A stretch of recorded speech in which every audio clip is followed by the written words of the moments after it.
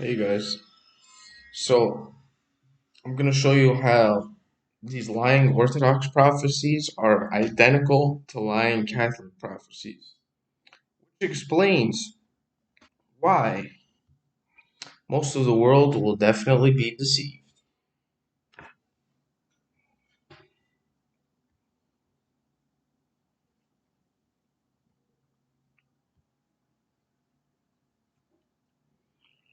And they're literally identical prophecies.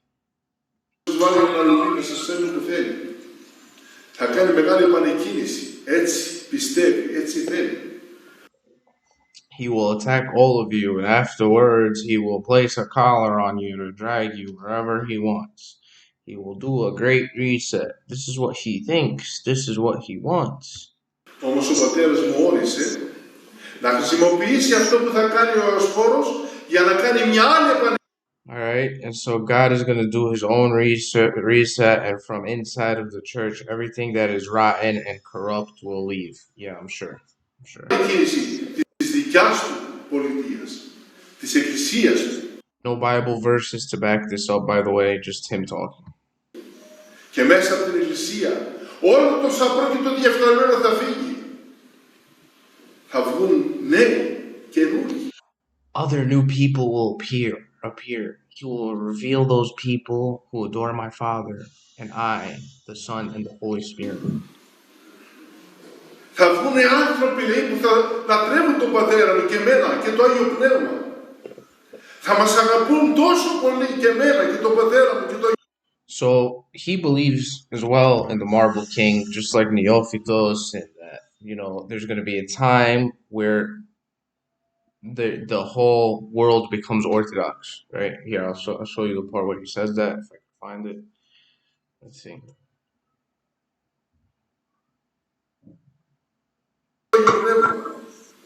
Που η ζωή των Αγίων θα είναι η δύναμής τους και θα τρέξουν στα πέρατα του κόσμου. Yeah, perfect. And they will run throughout the entire world. This is what my father decided, to spread the strongest true faith. This is the same exact thing the Catholics have, by the way, the same exact belief the Catholics have. Okay, check this out. Catholic prophecy, right?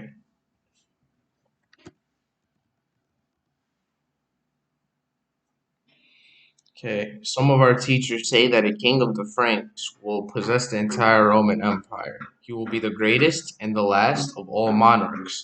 You notice how so many Orthodox Christians put all their hopes in a coming monarch. They really want a monarch to come, right?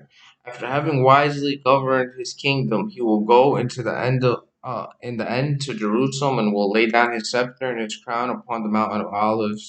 Immediately afterwards, Antichrist will come. See this? See this garbage? You want to know why? I'm going to tell you why that's garbage. The real prophecies are inverse to this one, right? Where Antichrist will get killed by Jesus Christ on the Mountain of Olives, okay? Immediately afterwards, Jesus Christ is coming, right? And whoever this king of the Franks so-called is would be the Antichrist. All right, so the great king will be of Frankish descent, blah, blah, blah.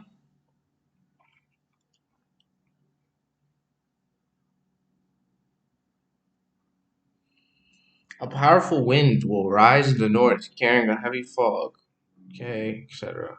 Nope, that's not it.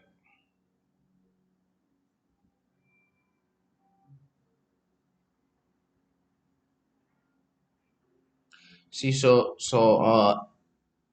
Hildegard also says stuff here. Okay, so we'll see what Hildegard has to say.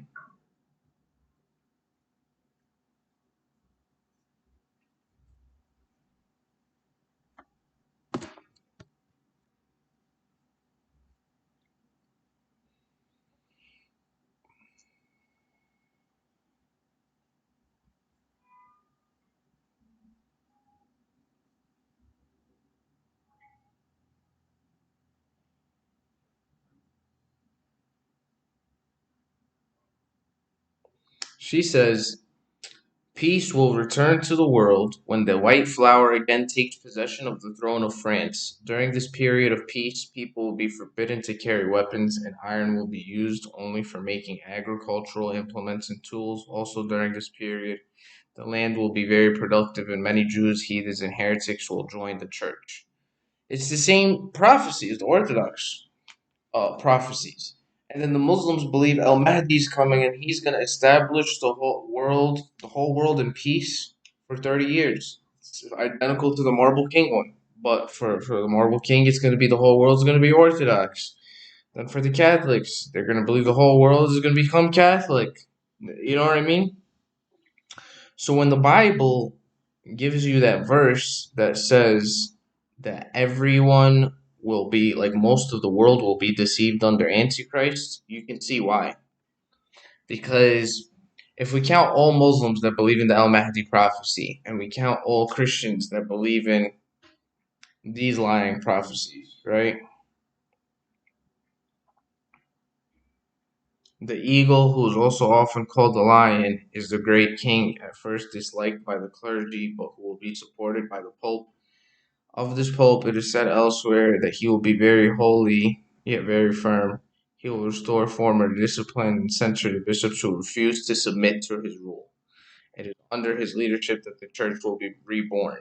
He will reign only 4 years, and three more popes are to follow him, etc., right? All for this one king that's going to come. Okay? So, that's already 2/3 of the world's population, right? If we count Muslims and Christians that believe in these false prophecies. Okay? And then the rest, they're heathens. So when it says, oh, check this one out.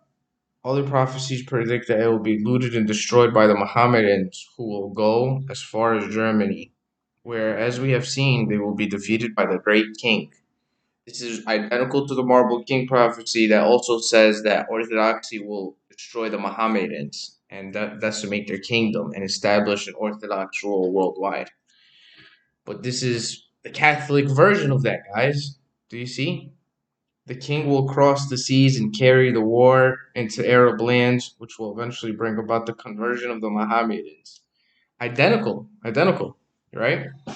So when Revelation says most of the world is going to be deceived, guys, yes, most of the world will be deceived, and for this very, very reason.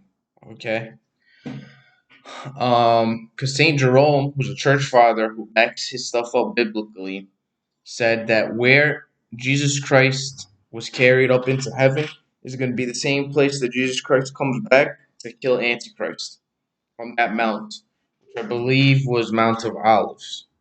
All right. So you see how these are the inverse? You see?